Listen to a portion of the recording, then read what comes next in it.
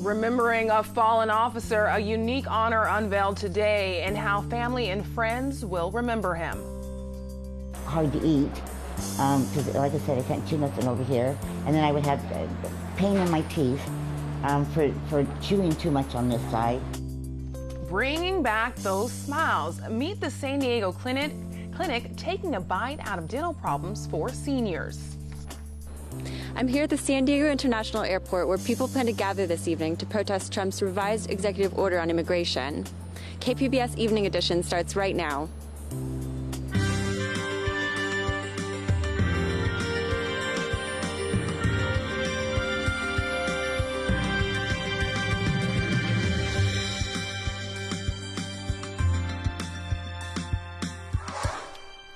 Good evening and thanks for joining us. I'm Ebony Monet.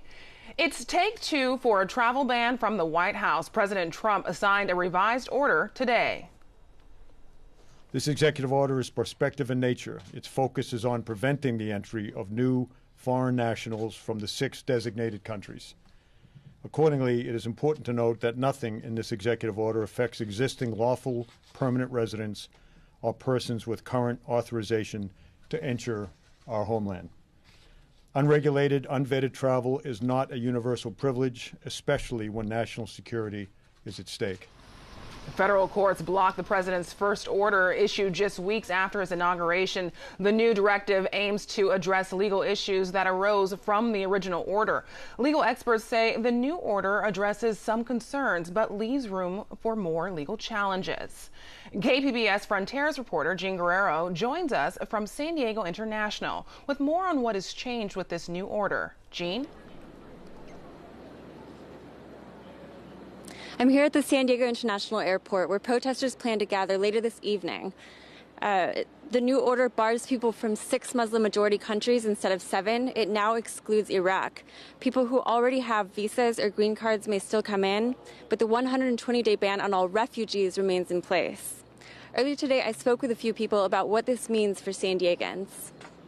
They went into the service to help people, and specifically maybe the refugee side of things. Tammy Lin is an immigration attorney in San Diego. She says the revised order will affect people trying to enter the U.S. as refugees, and also thousands of refugees already living in San Diego, because funding for resettlement programs will be cut. And that means that a lot of the refugees now here that have already been here, even for a few months or a few years, may not have the support services that they were hoping for or were used to, because now the staff may not be able to be, may have to be suspended and may not be able to be working for them right now. We as the people need to wake up. Hanif Mohebi is the executive director of the San Diego office for the Council on American Islamic Relations. His organization was among those that successfully challenged the constitutionality of the first order in court. Mohebi says the revised order is also unconstitutional because it also focuses on people from Muslim-majority countries, including some with large populations in San Diego, such as Somalia, Syria, Sudan, and Iran. In principle, it is unconstitutional. It's wrong. You cannot discriminate based on someone's religion. He says his organization may challenge the revised travel ban in court as well. All this repackaging means really nothing. It's still the same Muslim ban.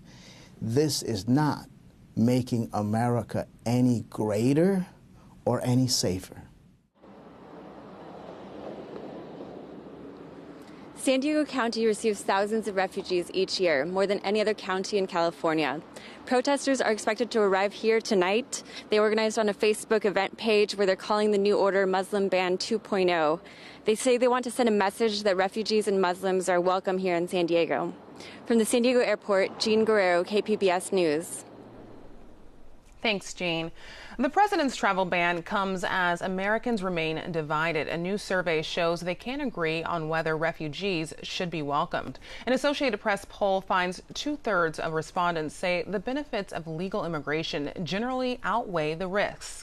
However, 52% say refugees pose a great enough risk to further limit their entry into the U.S. Some state lawmakers say schools are no place to conduct immigration raids. A new bill would bar school districts from collecting information on students' legal status. Long Beach Assemblyman Patrick O'Donnell says his bill would protect kids from fear and intimidation at California schools, regardless of their immigration status. Several hundred supporters of President Trump rallied along San Diego Bay Saturday to show they stand behind the president and his agenda. KPBS reporter Susan Murphy shows us how it was all tied to a national movement. A crowd of 150 supporters of President Trump waved American flags as they marched along the sidewalks of the Embarcadero. It was part of a nationwide March for Trump event. From Denver to New York, people gathered to show their pride in the president.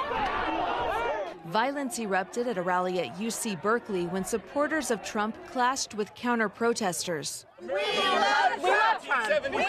San Diego's march organizer Brittany Welch says she's tired of being the silent majority and seeing the president dragged through the mud. I hope it brings out all the other Trump supporters. I hope it makes people realize that we're a lot stronger. There's a lot more diversity in our group of people so that the left side can become more tolerant and that we can actually be out here and be open to support our president.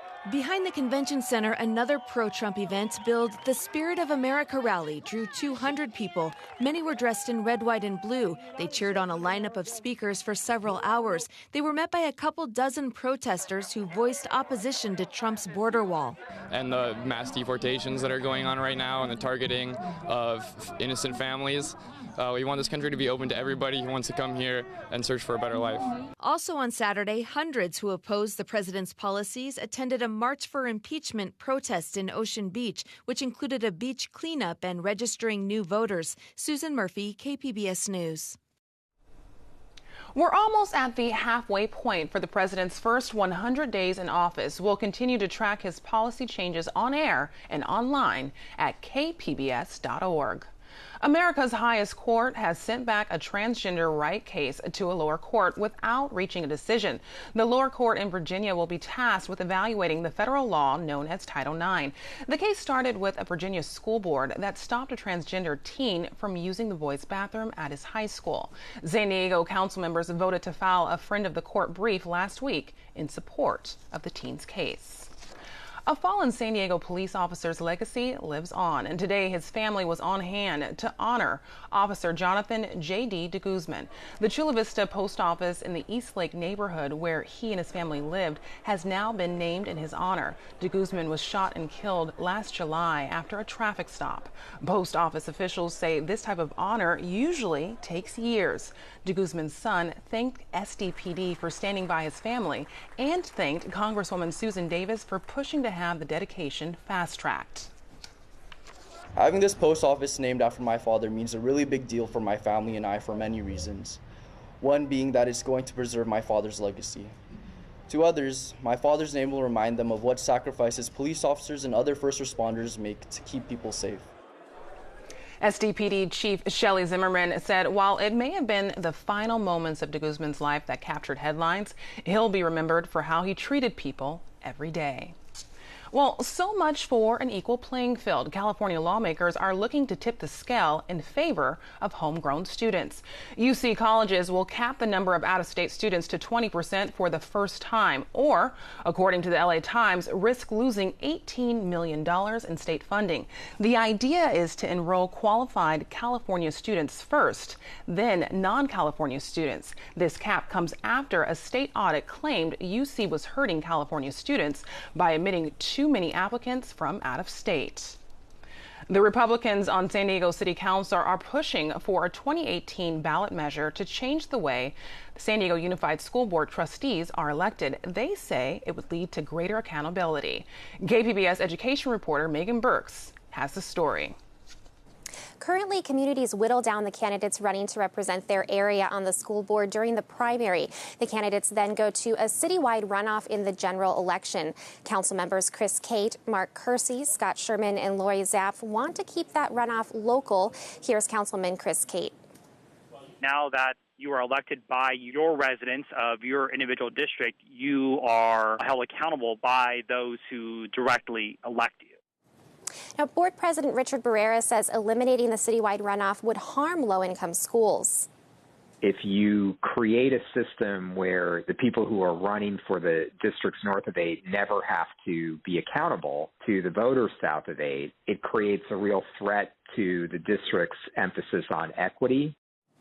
All 5 board members are Democrats. The measure would also create term limits. It would limit trustees to 2 4-year terms. Megan Burks, KPBS News.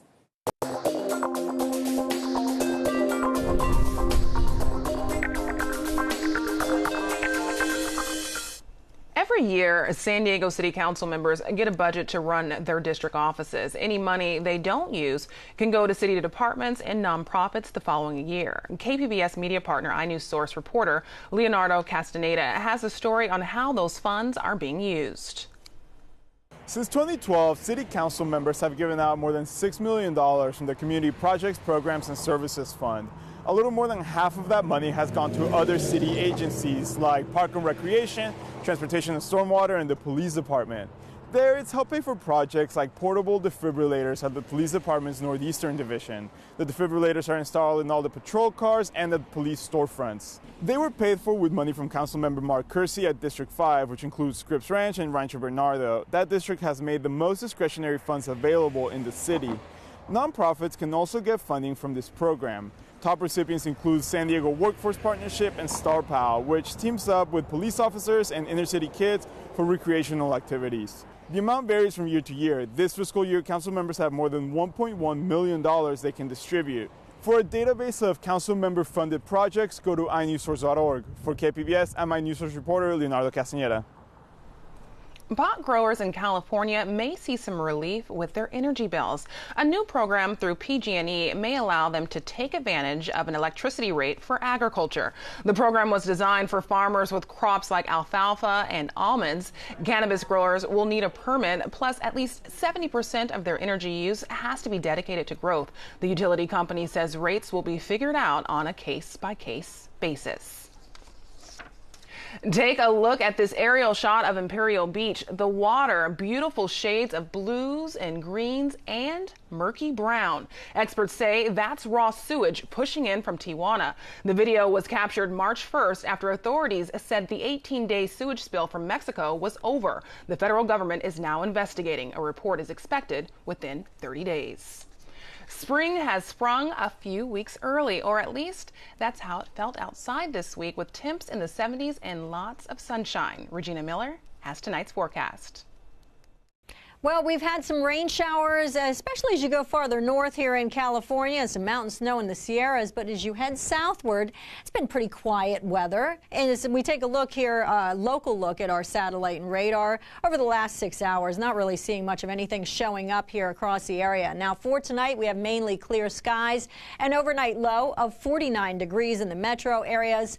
And into Ramona, you'll be at 35 degrees for the overnight. Alpine's at 38. Mount Laguna, 29 degrees, so you get down into the 20s, and Borrego Springs, 41 degrees. The big story in the forecast for your Tuesday is the beginning of a warming trend. We're going to see southerly winds, mainly dry winds here, and our temperatures going up. So on Tuesday, along the coastline, we have a partly sunny sky, a temperature of 71 degrees. By Wednesday, 78 degrees, partly sunny and warmer, 78 degrees also on Thursday. Plenty of sunshine in the forecast for your Thursday. Maybe a few more clouds around on Friday with a partly sunny sky and a high temperature of 76 degrees. Inland, pleasant, warmer for your Tuesday, 78, and then we jump up into the 80s, 84 degrees and partly sunny on Wednesday.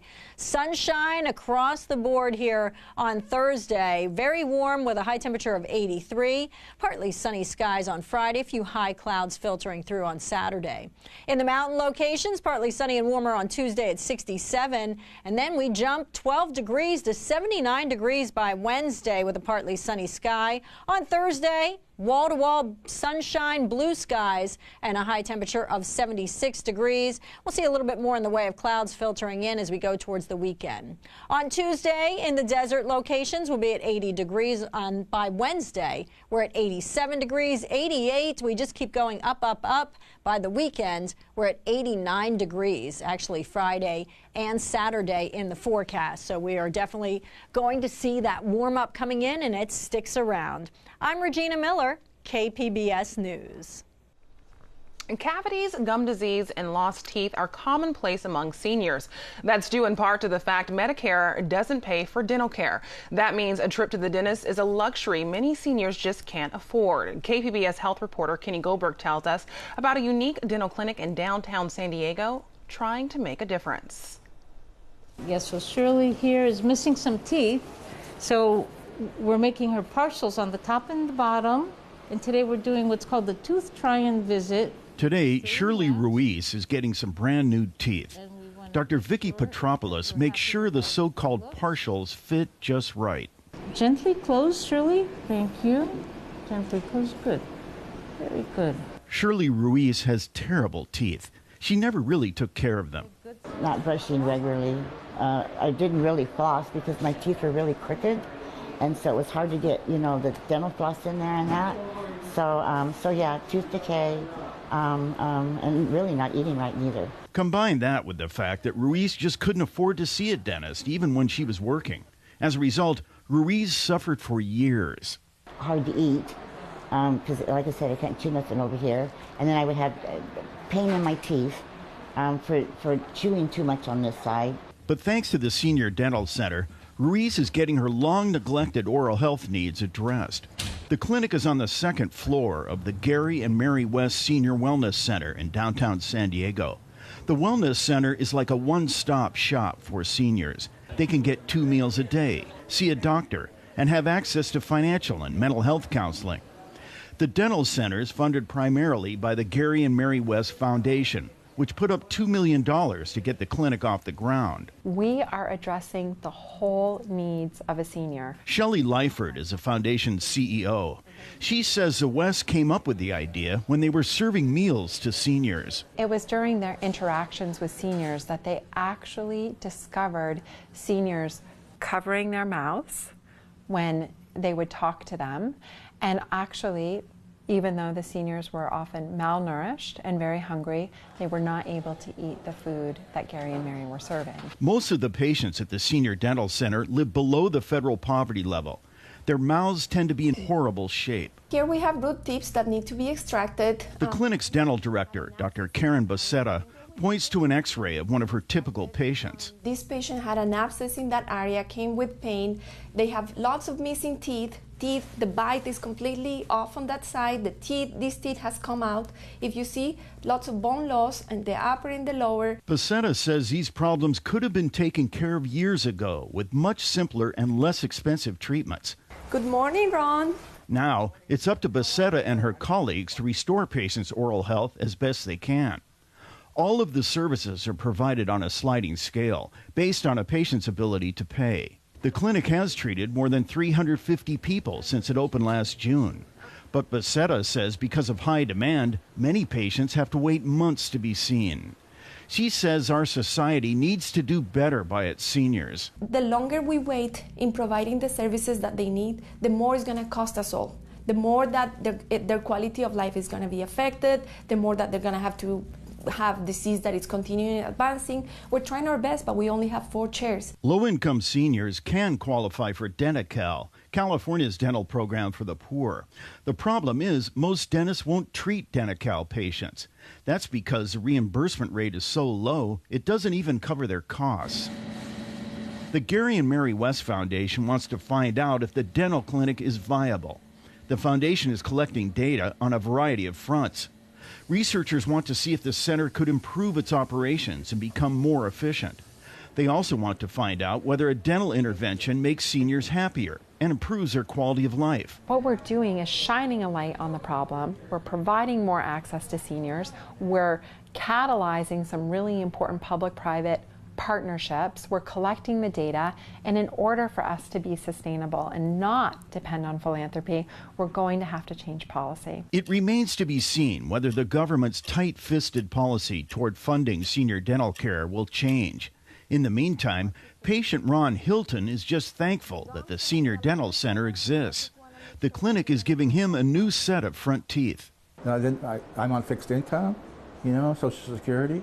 I don't have thousands of dollars extra under the mattress, so this has really been great. The nonprofit Oral Health America says more than 70% of seniors have gum disease, and about 25% of adults 60 and older no longer have any natural teeth. The Senior Dental Center is trying to take a bite out of those numbers. Kenny Goldberg, I am happy with what I am seeing. KPBS News. That's good. All right, let me take it out, and then we'll go from there. Coming up tonight on PBS NewsHour, a new horror film explores racism in America. The director of Get Out tells us part of the horror is how close to normal it feels.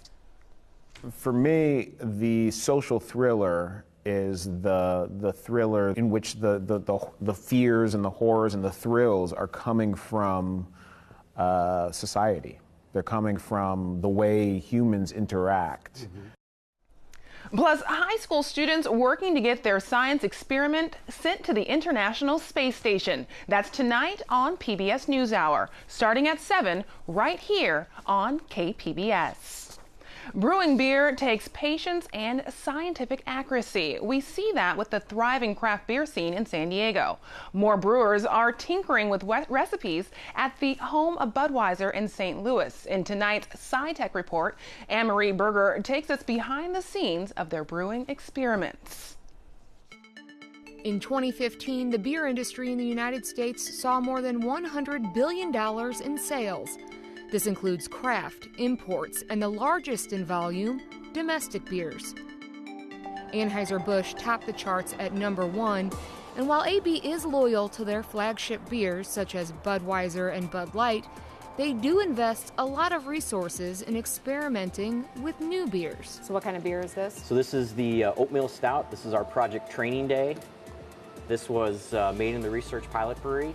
The Research Pilot Brewery, located at Anheuser-Busch headquarters in St. Louis, is where up-and-coming brewmasters are trained, future innovative beers are developed, and raw materials testing is done. We started with the grain like this, and if you'd like to try it, you can. It tastes like just like a cereal. It's sweet, it's a little crunchy. So this is malted barley.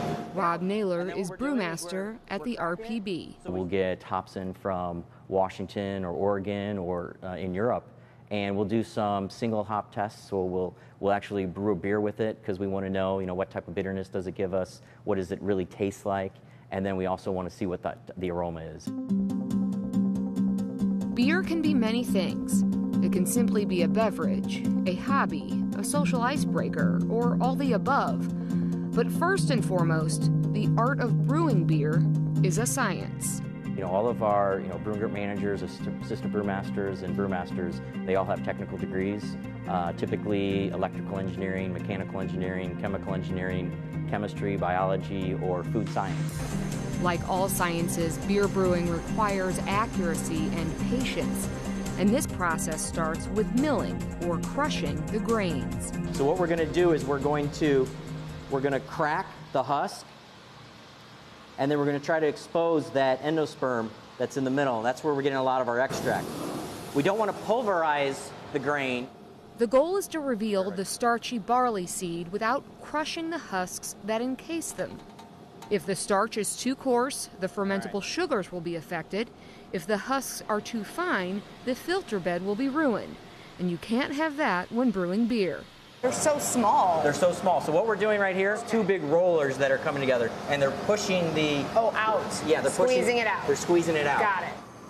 From there, the milled grains are combined with water in the mash cooker.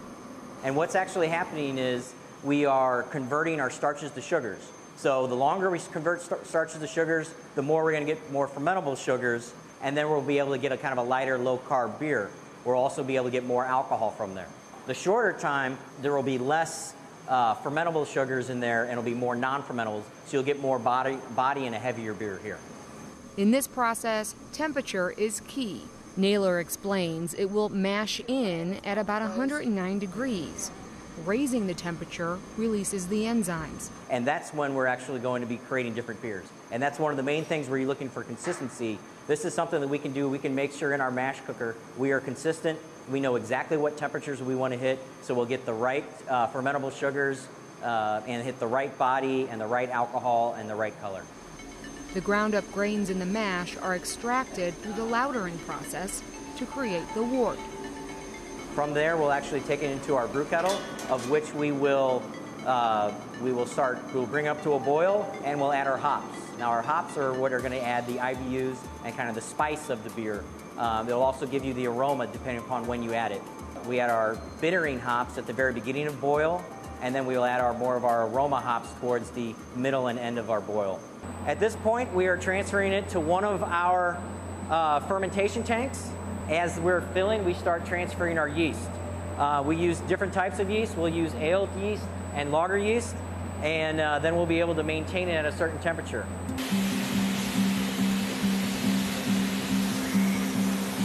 While some brewing in the RPB is strictly materials testing, there's always the chance the next big beer could be discovered. How many of these actually make it to market? Because it's a big deal for Anheuser-Busch to put out a new beer. Yeah, well, so, the Research Pilot Brewery has been around since 1981, and, one of the first beers we came out with was Bud Light. So I always look at it that it's a giant shoes to fill to come up with the next Bud Light. But, all of the Shock Top beers, the Michelob series, Platinum, all of those beers have come from the Research Pilot Brewery. This is one it's been up for about a week, and we're getting some really positive reviews. So this may be one. I like it. You can see more stories like that one on SciTech Now, Sundays at 5:30, right here on KPBS. You can find tonight's stories on our website, kpbs.org/evening edition. Thanks for joining us. Have a great evening.